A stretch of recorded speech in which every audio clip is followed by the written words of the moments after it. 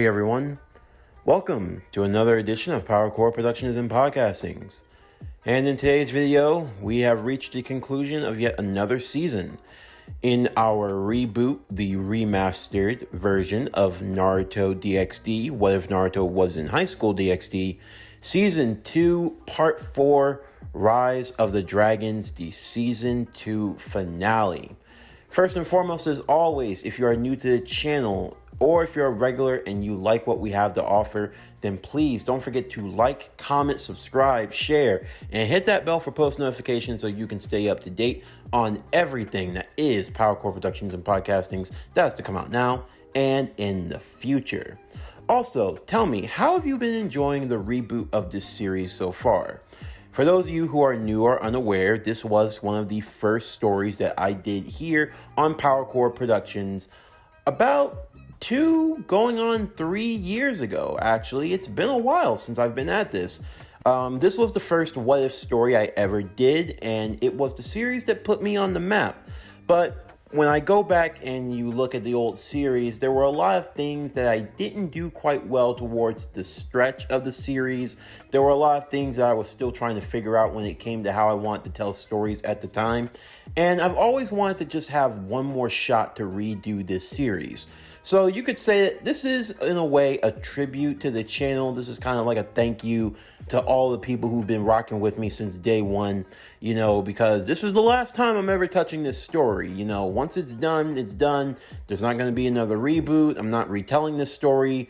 This is going to be it as far as Naruto and HighSchool DxD on this channel is concerned. I'm not going to be doing any other type of stories, no other types of collaborations between the two franchises. This is it. So I really want to make the most of it. So I want to thank everyone who has just been a part of this journey. You've been a part of the PowerCore family. Everybody, like I've always said from the very start, you make the channel grow, you make the core grow. But anyway, without further ado, we're going to get into today's video. So as always, sit back, relax, and enjoy the show.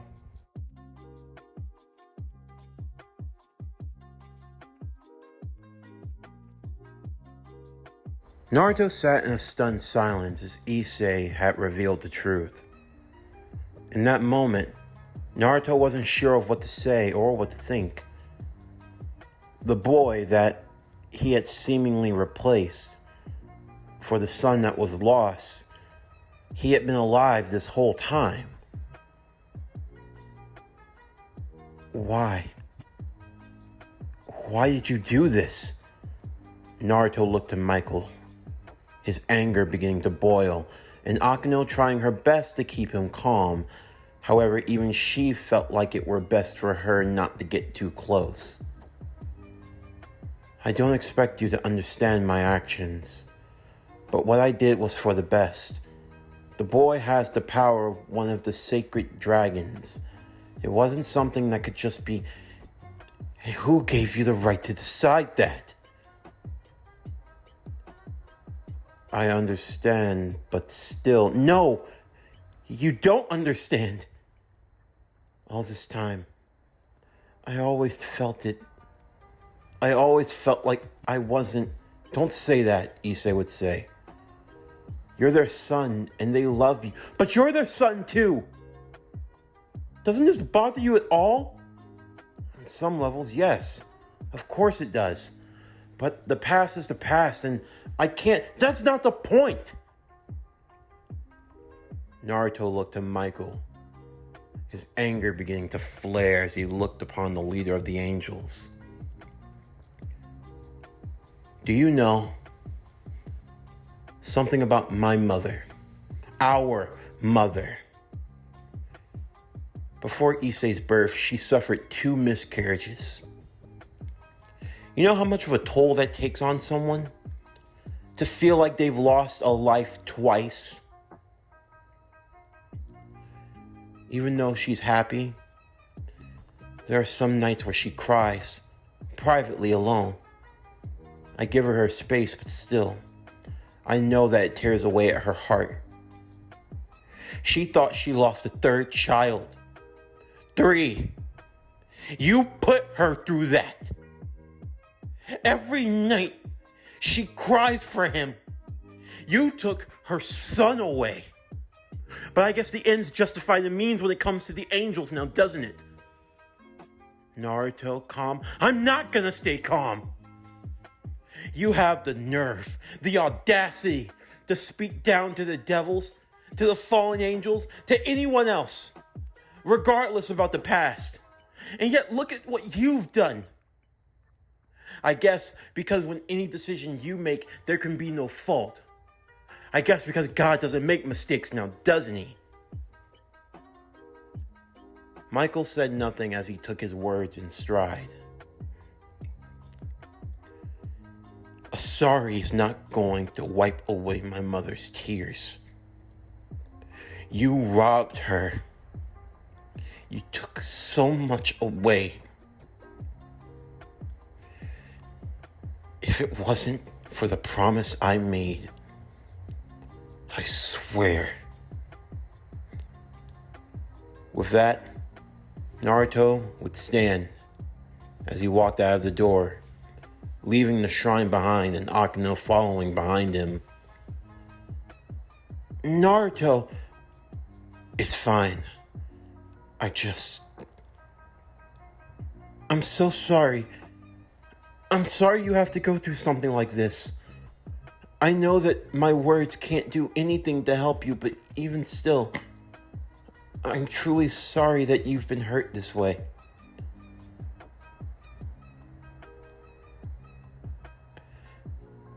You know, I'm really grateful. I love my mom and my dad, both of my parents. The ones that have taken me in and the ones that I had to leave behind. But I won't lie, sometimes I wonder what would have happened had Issei been with them. Would they have even found me in that park? God knows what would have happened to me if they hadn't come along when they did. Even still, what's even my purpose now? I mean, no matter how hard I try, I'm not their son. Don't say that. You are their son, Naruto.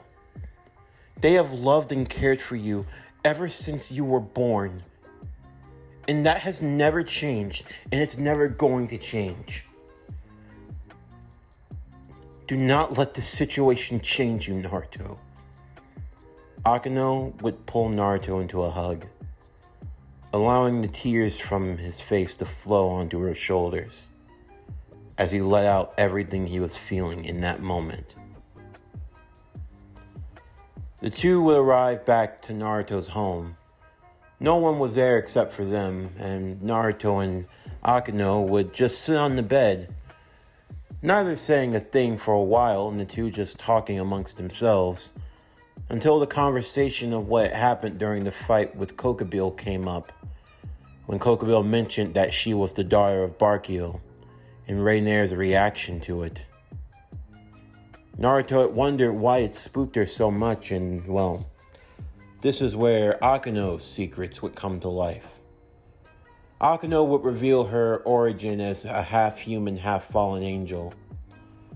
The reason why she had kept it in was because she knew that Naruto was not the most fond of them, after what they had tried to do to him and to his family. Even she was ashamed of her past lineage. She wondered if maybe it would only add to the potential harm or evil that could dwell within her. However, Naruto was just as quick to pull her from the darkness as she was him. Naruto made it very clear that he did not look down upon her because of her origin or because of who her lineage and what she was related to. None of that mattered to him. In that moment, she was simply Akino, a beautiful, strong, talented girl, and he saw nothing else. Akino felt her heart begin to swoon in that moment. Naruto was he was so many things. And yet at the same time, he could be something unexpected as well. Akano found herself with her arms clinging around him. She had felt this growing within her heart, and now she knew that there could be no other. Naruto was the only one for her. What happened next was, well, safe to say, unexpected for Naruto. The young girl was still dressed in the way of the Shrine Maiden, and, well, the cloth left a lot to be desired, slowly unraveling and revealing many things that could often be left to the imagination. Naruto found himself blessed upon two mountains and his face firmly in between the valley. All the while, Naruto had to stay strong. He could not break the prohibitions. Those damn prohibitions. But maybe he could do just a little. I mean, maybe just a No. Naruto could still feel the ire of his mother, remembering the countless lessons that were drilled into him. Among them, the 3 shinobi prohibitions. A shinobi must not give in to underage drinking. A shinobi must not give in to indecent acts. And a shinobi must not gamble. Well, that was easier said than done. Naruto was feeling the lust of the temptation, and he was ready to make a gamble. A certain kind of gamble. The kind of gamble that if it didn't pay off, there would be little Narutos and little Akanos running around in the next 9 months. He was the son of the Yellow Flash, so maybe he could have a good game. A good pull-out game. But still, that was something that would just have to wait till marriage. And he just could not buck on that rule no matter what he did. And well, it wasn't like he was going to get the chance to anyway, because before anything else could happen, the door would fling wide open. Rias, Reiner, and Asya, all eyeing the situation. "It looks like you're having fun," Reiner would say. "What's the meaning of this, Naruto?" Rias would ask. "Naruto, if you wanted to do that, all you had to do was ask." "Wait, hold up. No, this is not..." "Come on, we can all share. I'll happily be the 4th. "I bet you would," Reiner would chime in next. "You have no problems being the bottom girl. And I wear it with a badge of pride." Sparks were now beginning to fly in the room. Naruto looking around, realizing that if he didn't get the situation under control, things were not going to end well. Safe to say, the bed got really, really crowded that night. Yeah, this was starting to become a problem for Naruto. There was not enough space in this house to have a whole lot of people staying over. Even more so, his bed was not big enough to accommodate 5 people. Well, they were able to make do. Although Naruto could feel it, there were a lot of people laying on his chest. This was more endurance than anything else. And well, they were certainly not making it easy. In the meantime, the day of the summit had arrived. The summit was going to be held in the school after school hours, so they would have the privacy that they needed. On the outside, Volley would look upon the building as a young girl sat beside him. "I didn't expect you to actually show up, Volley." "Orphis, that's like you always say. There's nothing left in this boring world that interests you." "I do normally say that. However, I think I've actually found a couple of things that interest me."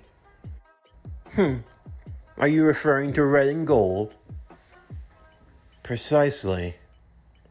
It seems I have some decent competition, especially the red one. And I'm not just talking about the dragon. Oh yeah, that yokai spirit that's inside of him also. Its power, it's unlike anything I've ever felt before. I've only been able to sense it once. I can't wait to see what it can really do." As the meeting was called into place, the 4 representatives would sit at their respective tables.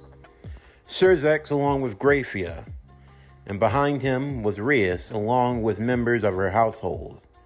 Naruto, Akano, Asia, Zenobia, Kiba, and Rainier.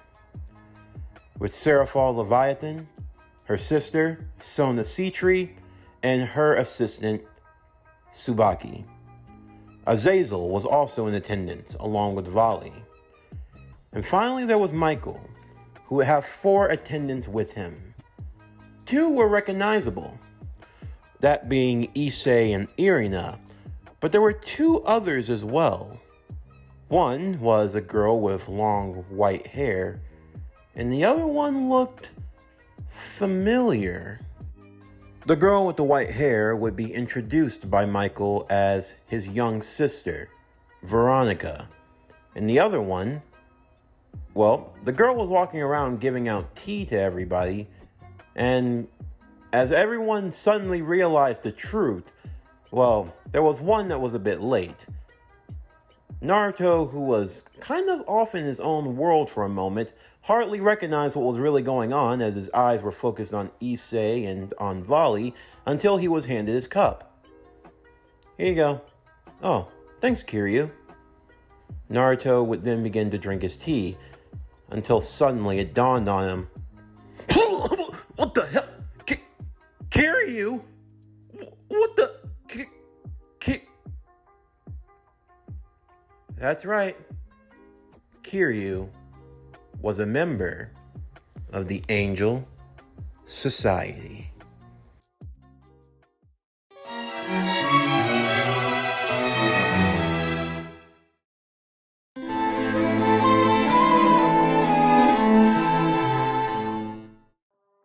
Naruto would create 5 shadow clones in the room, all of them looking around as if they were trying to find something, and everyone was confused until finally Rias asked, Naruto, what are you doing?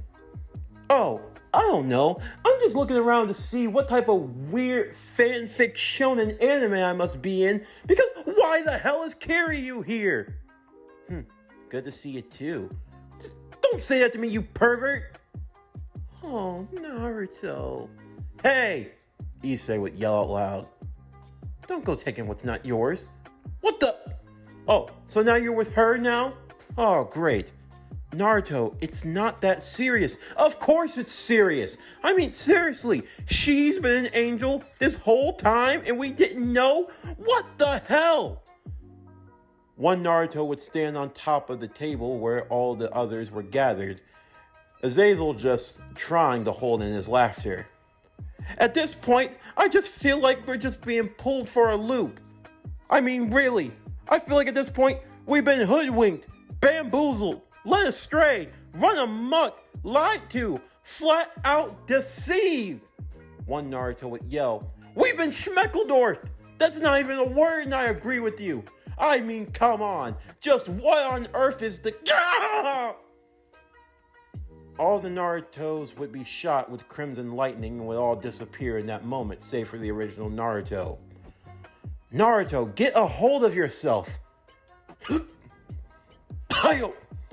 Yes, Rias. Well, allow me to introduce my 4 horsemen. The leader, Issei, the Gold Dragon Emperor, and wielder of the blade, Ascalon. You already know Irina, wielder of the Holy Sword, Mimic. And as you've all come to meet, this is Kiryu. She now wields the sword Nightmare. And my sister, Veronica, nice to meet you all. Zenobia, Veronica. I wield the Blade of Destruction. After all, you no longer need it. Understandably so. I imagine you'll get more use out of it than I did. In due time, I believe it'll be strong enough to contend with Durandal. Well, if that day ever comes, I can't wait to see it. The 2 girls would smile a bit as they went back to their respective sides, Naruto still trying to make sense of everything that was going on here. The meeting would consist of talking about the incident with Kokaville, as well as the overall state of the world and the potential peace that could come from it. Azazel had no intentions on starting the next Great War, and for the most part he wanted to be kept to his own devices, and the other sides all felt the same. However, Azazel would point out that they had 3 other powers to worry about that weren't their own. That was the red, white, and gold dragons. Issei, Vali, and Naruto, each one looking at the other. The dragon of domination, the dragon of vanishing, and the dragon of nullification. Definitely a sight for sore eyes. What exactly do you all want from this? Vali? I just want to have a way of testing my power against a strong opponent. But you don't need war for that now, do you? Of course not. No reason to drag other people into it. Finding a simple challenger will suffice. And as for you, Issei? Well, I don't know about you, but, I'm not looking to fight. I'm more of a lover, not a fighter. That's the truth, Kiryu would chime in. You just had to say something now, don't you? You're always a smart mouth. And you love this smart mouth, don't you? Hey, shit! You two are so indecent. I can't. Irina would turn away, although at the same time a bit jealous. I mean, if anyone was going to get some of that golden ham bone, it was going to be her. But no one was going to hear that out loud. I swear. Brother, why do you partner me with a bunch of imbeciles? Aw, come on, Veronica. You don't have to be like that. Oh. It got me right in the nuts. Veronica gave him a swift chop to the nether regions, and Issei quickly fell to his knees. Still the same. What do you mean? Asya would ask. Well, our Golden Dragon Emperor there has had the hots for Michael's sister for a long time. He's tried every attempt to make his advances, but she does not give in so easily as the other two. Well, Kiryu, I guess to put it bluntly, she's a slut. I heard that! Do you deny it? Well, I mean, it's not like I'm just doing it for anyone, you know. And then there's Irina. She's a wallflower in a sense. The girl can be rather ditz and dull sometimes, but even she has her cardinal urges. And it doesn't help the fact that the Golden Dragon Emperor only has one goal in mind, and that's to be a harem king. Everyone then turned in the room and looked at Issei. What? A guy can't have dreams? Yes, Issei, but sometimes you take things a bit too far, don't you think? I mean, I did recover this in your belongings. Michael will then pull out a DVD copy of... What the? Nuns Gone Wild Ultra Edition. Everyone looked at Issei again. Issei, how could you do that to our sisters? Look! It's for the culture. Don't judge me. Oh, I know, I'm such a shame. And that's supposed to be one of our rivals, Naruto thought. He is pretty cute, Akano would say. What was that? Nothing, Naruto. I had no idea you'd be the jealous type. I'm not jealous! I mean, seriously.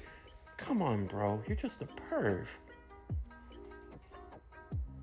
Well, that being aside, Naruto, what's your dream? My dream?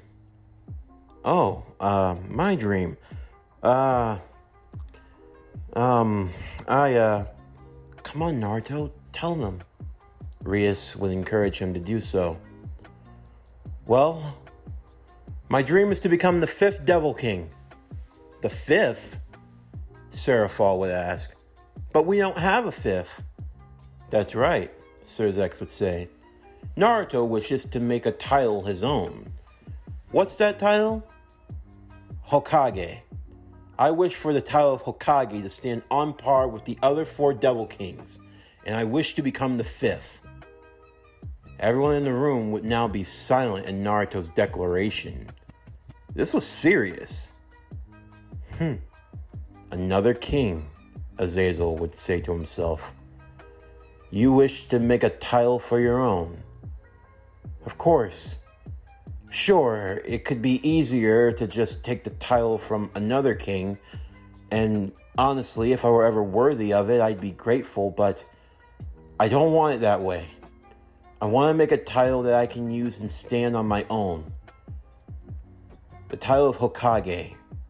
It means a lot in the world that I come from, and I hope it could mean the same here. At least, that's my dream. I believe that's a fine dream. Definitely worthy of admiration.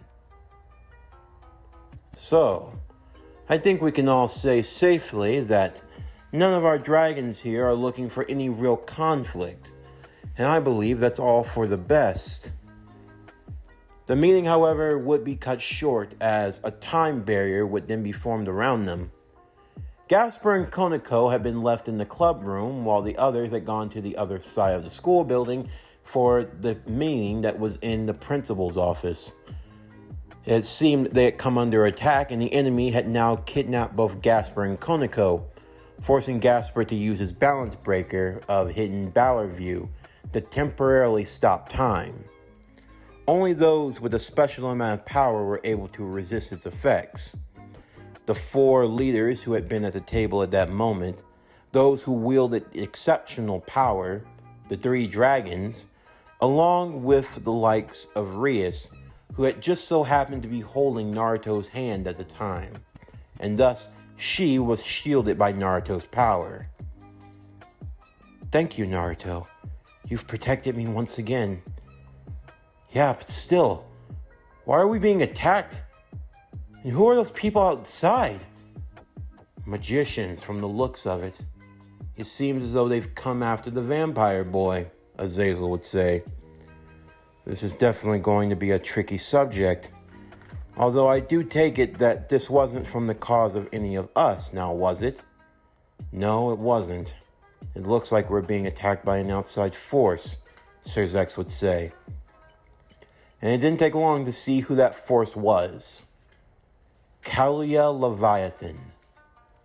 One of the descendants of the original Leviathan. Unlike now, where the titles were earned by power, Kalia believed that the title and the rank of king should be passed down through lineage. However, when the new system was put into place, she lost that title, and now it looks like she had come to reclaim it. For now, their main focus was getting Gasper back under control.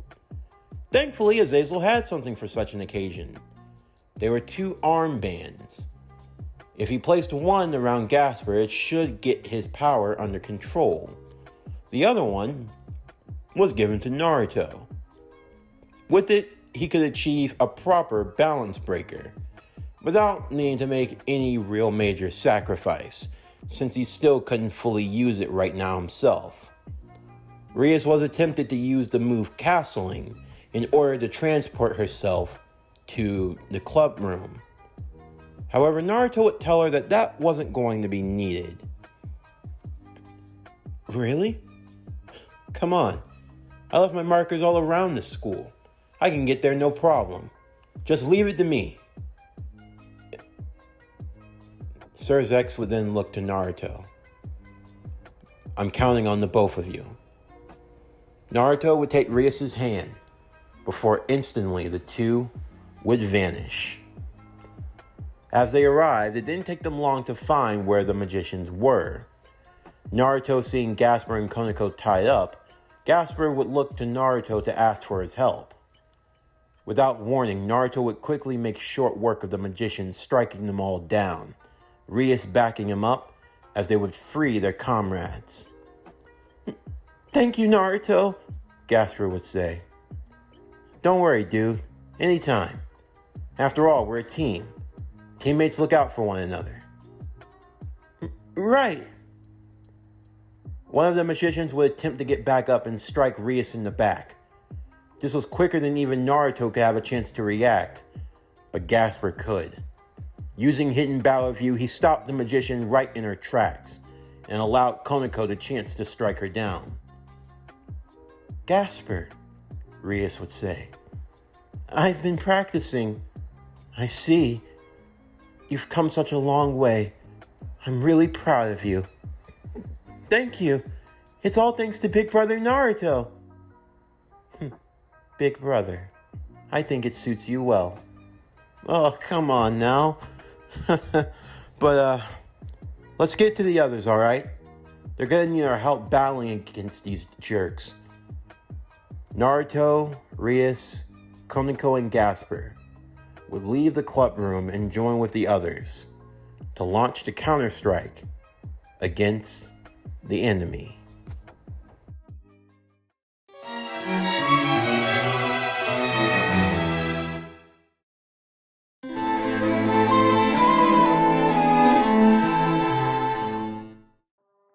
With Gasper able to free those who were trapped under the time loop, together, everyone would join in fighting against the forces of Kalia and her magicians, as Kalia herself would meet her untimely demise at the hands of Azazel, as he unveiled the use of his own artificial sacred gear, the dragon armor of the downfall dragon spear. While losing an arm in the process, he was still able to gain the victory, and saw that there was much that he could improve on. Of course, this did bring up one little detail that had been oversawn at the beginning of those events. The only way Kalia could have gotten in was if someone had helped her, meaning there was a traitor.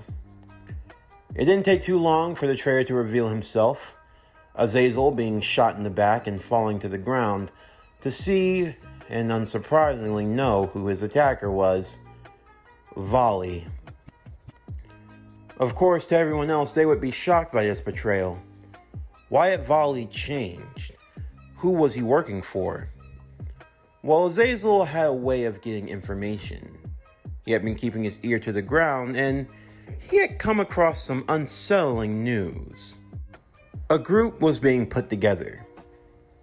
A group of extraordinary individuals that came from many different backgrounds, many different walks of life, and with many different skill sets. They referred to themselves only as the Chaos Brigade. The leader of this group, Orphis, the dragon god of infinity. But why? Why had Volley aligned himself with Orphis? It's actually quite simple, Azazel.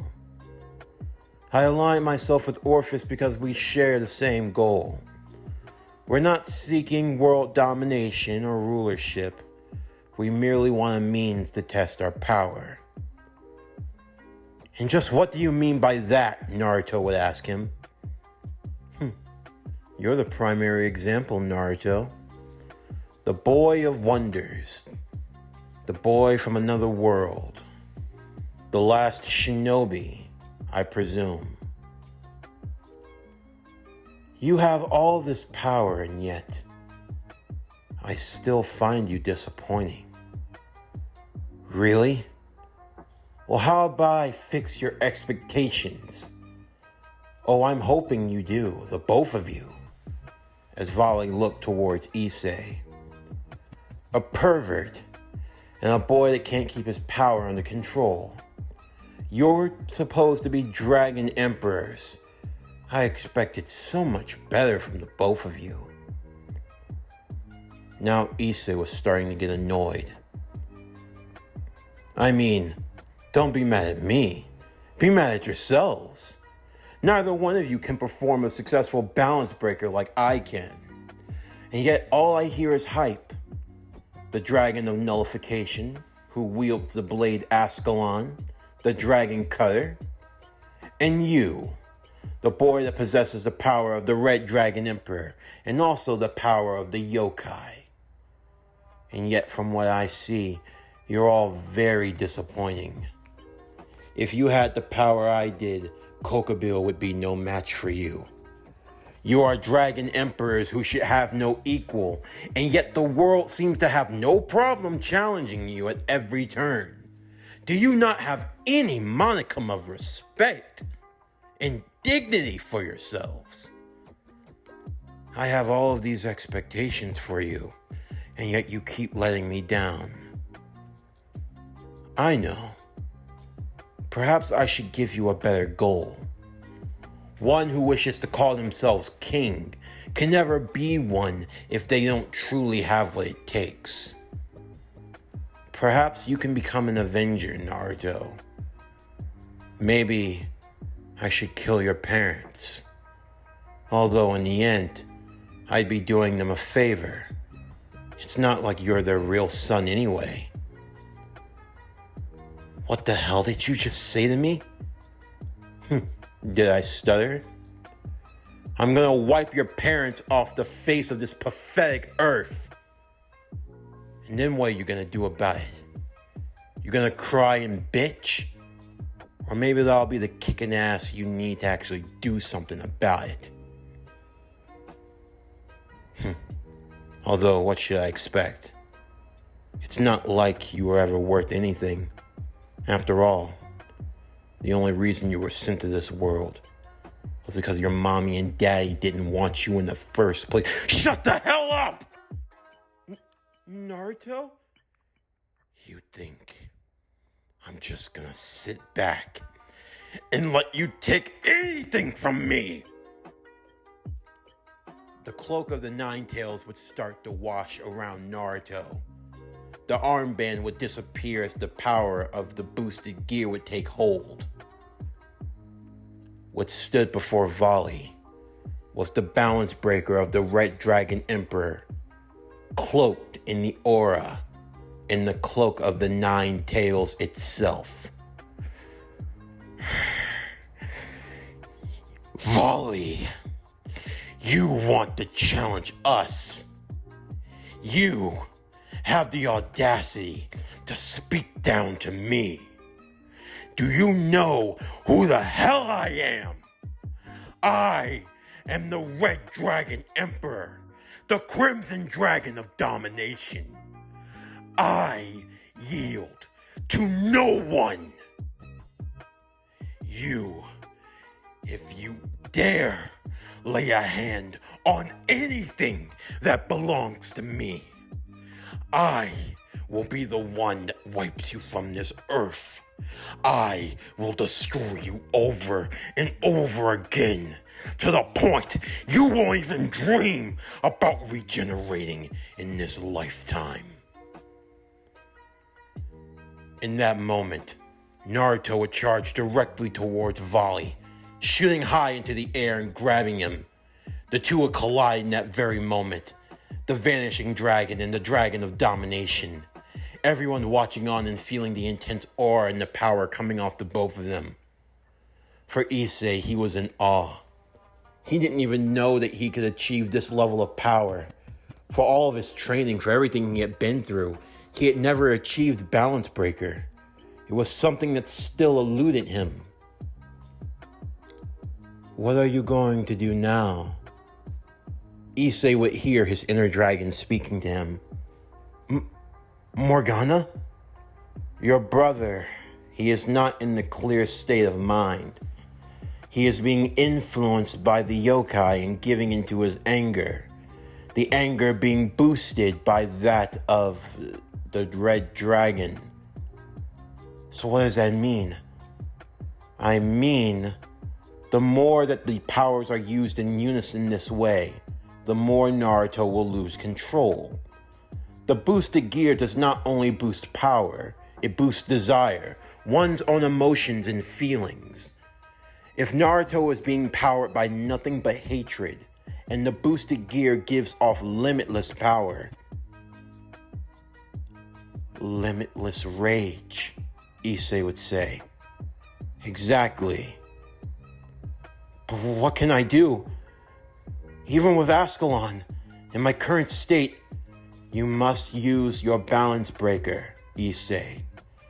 You must think beyond your simple desires and perversions. Only when your power is aligned with your will you be able to achieve this true state. Focus only on one task, one objective, and then do it. Do not try. You either do or you don't. Issei would close his eyes, holding his blade Ascalon into the air. Focus on the one thing I want. The one thing I can do in this moment. I have to save my brother. Morgana! I call you forth. Sacred Gear! Dragon of Nullification! Ascalon! A golden glow would emanate around Issei. In that moment, the golden dragon had achieved his balance breaker. I did it. Hang on, Naruto. I'm coming. Naruto continued to pour on the assault against Volley. Volley absorbing the power that Naruto gave off, until finally Naruto used the Rasengan. However, the Rasengan itself was not its same blue color. It was a dark crimson red shrouded in the aura of the dragon and of the Nine Tails. Sacred ninja art. Crimson Rasengan. Dragon of the underworld. Odama! The large Rasengan would crash into Volley. Volley absorbing and halving its power and taking it into himself. Albion, this power. Yes, it is unlike anything I have ever absorbed before. Volley, what's wrong? The power, it's flowing into me. I don't know what this is. Is this chakra? Volley, your eyesight. I know, my head. It feels like it's on fire. Like there's just a jackhammer going off. What's the meaning of this? I do not know. We're going to have to cut it off now. The power would be overflowing as the two broke away. Before Naruto could charge once again, he would be stopped and pulled off by Issei. Naruto, listen to me. You have to cut off the boosted gear. The more you use it, the more you're feeding into, I don't care. Volley, I have to beat him. I know. You can't beat him this way. I have to. I have to. I have to. No. If you give in to your hatred now, you're only going to allow the fox to take over. Don't listen to him, Naruto. Volley wants to take everything from you. If you are truly a hero, you won't allow that to happen. I won't. I won't. I won't. I won't. Naruto would only break away as he went charging towards Volley once again. Issei would charge behind him with Ascalon in hand. The power of the Dragon of Nullification. A dragon that could neither multiply nor divide. He did not have the power to boost himself, nor did he have the power to take away. But, with the power of a dragon sealed within the Dragon Slayer, he had the one thing that could allow him to fight on par with his dragon brethren. A blade that could harm any dragon no matter how powerful they were. It was the nullifier, the equalizer of dragons, Morgana. Issei would slash at Naruto's back, the armor breaking away and causing him pain as he fell to the ground. Now his attention was focused onto Issei, Volley joining the mix as well. The three dragons now locked in a three-way deadlock, neither one being able to overpower or to overtake the other. They're caught in a trifecta, Azazel would say. I must say, you don't get to see it often. Why not? Rainier would ask.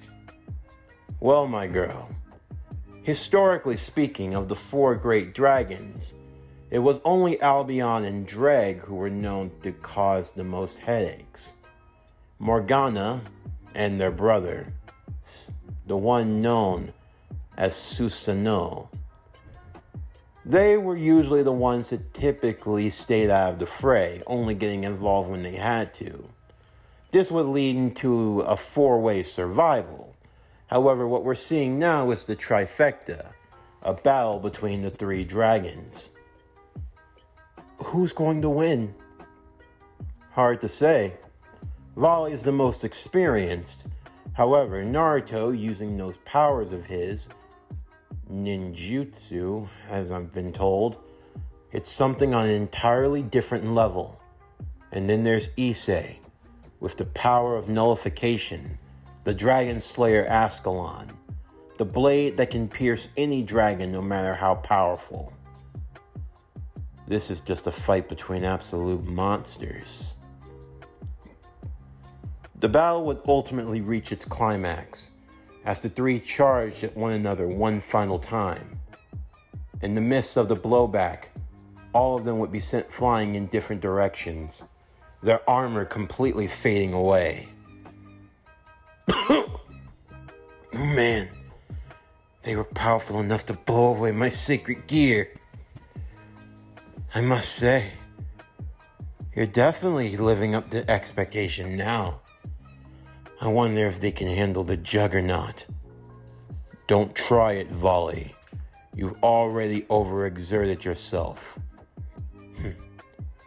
It doesn't make a difference to me. I'm ready to go all out if they are. We end this now. However, before the fighting could continue, the barrier around the school would be broken down, as a new warrior would appear. The one known as Beiko, descendant of the great fighting Buddha, Son Goku. Son Goku? Naruto would say. Yep, it seems as though the Chaos Brigade continues to grow in number. Although I gotta say, the son of Son Goku and the White Dragon Emperor, definitely a dangerous combination. Beiko, why are you here? We've been moved to fight against some of the Northern Earth gods, and I've been called to retrieve you. I see.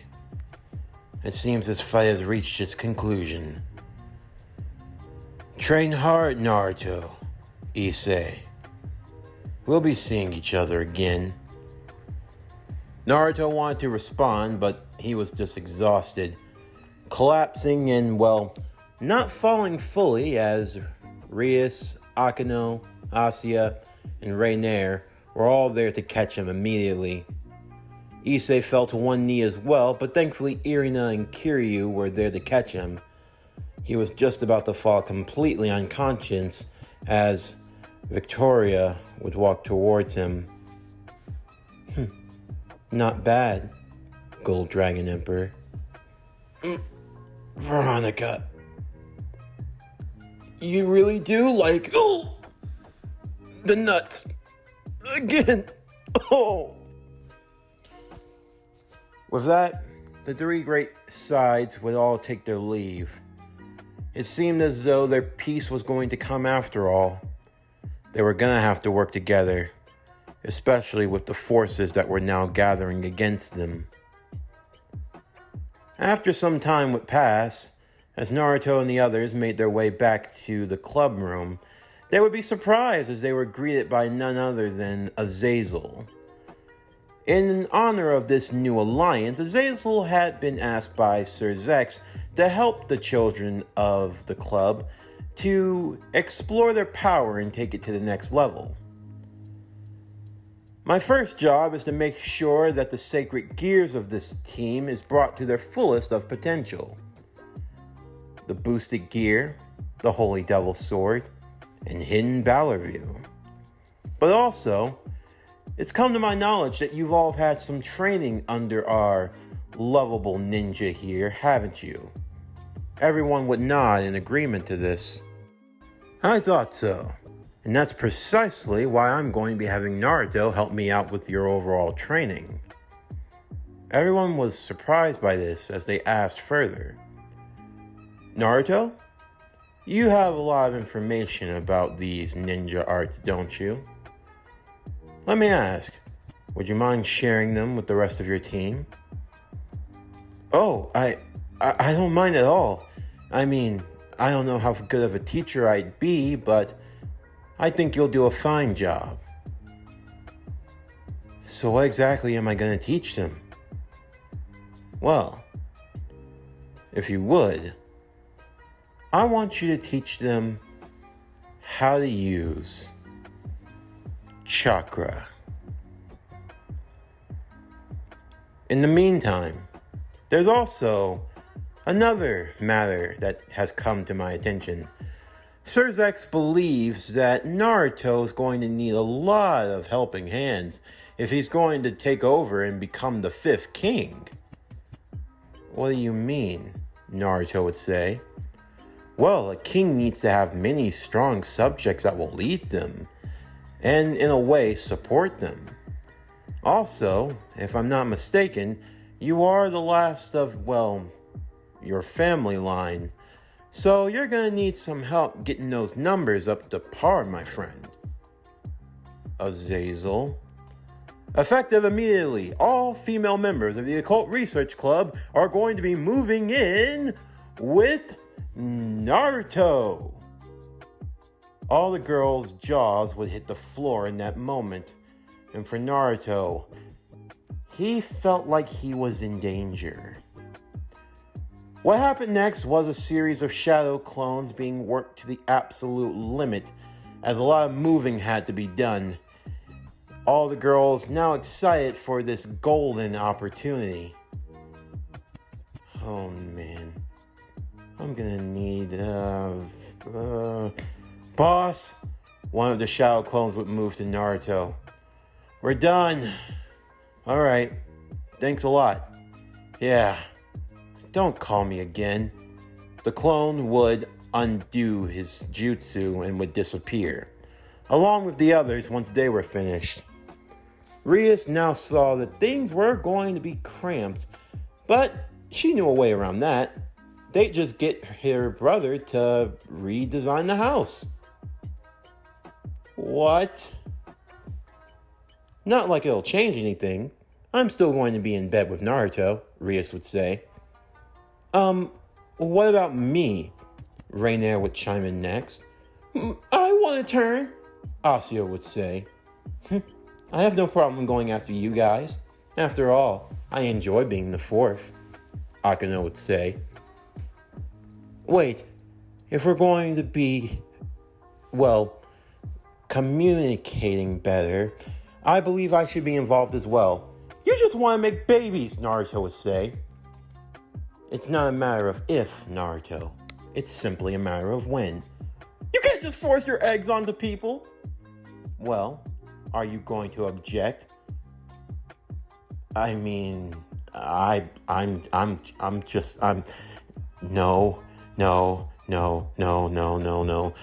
The Shinobi prohibitions.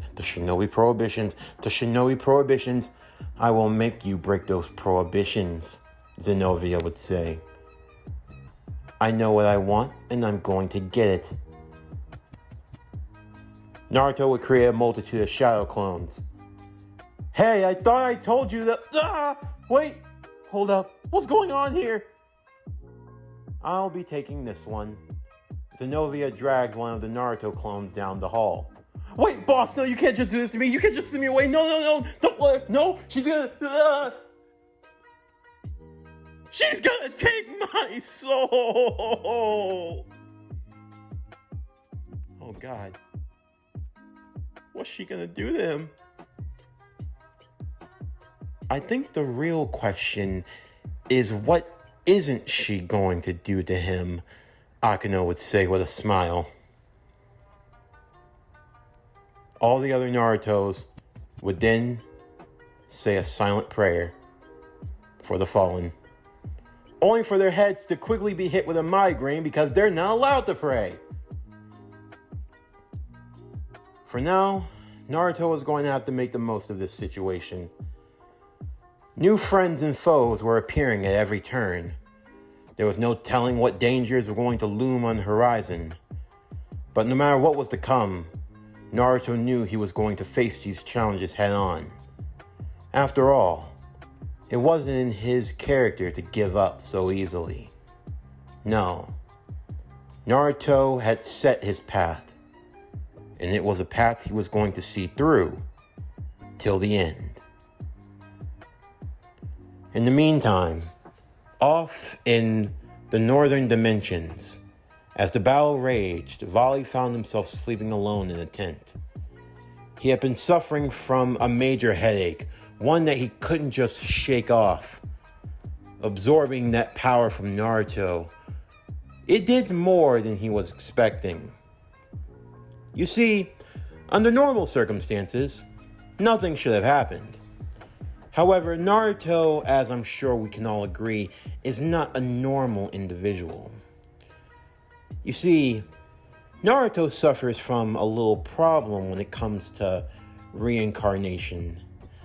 And now he's been intertwined with other celestial beings stuck in the same boat. In a weird way, things were starting to connect. Vali heard voices in his head. Voices that wouldn't leave him. Avenge. Avenge. Avenge. It finally boiled to the point where Vali could no longer stop it. As he awoke, he walked over to where he could find the mirror. He felt something stinging and dripping down the side of his eyes. As he rubbed them, he saw that it was blood. But why was that what was wrong with his eyes? As he looked into the mirror, what he saw back were not the eyes he had been born with. These eyes, they were a bright blue. However, there was a pattern within the both of them. A 3 Tomoe wheel. This power. At that moment, there was only one word that could come to Vali's mind. A power he had never known, something he had never seen. But yet the name rested on his tongue, as if it were his birthright. Sharingan. This concludes Naruto DxD, Rise of the Dragons. What if Naruto was in HighSchool DxD? Season 2, Part 4, the Season 2 finale. As always, if you enjoyed today's video and everything else that we have to offer, then please don't forget to like, comment, subscribe, share, and hit that bell for post notifications so you can stay up to date on everything that is PowerCore Productions and Podcasting that's come out now and in the future. Stay tuned Monday as we continue Naruto Rebirth, where Sasuke got the Rinnegan earlier, Part 4. But anyway, that's going to do it for the end of today's video. I'm Javon Harrington with PowerCore Productions and Podcastings, signing off, and I'll see you next time.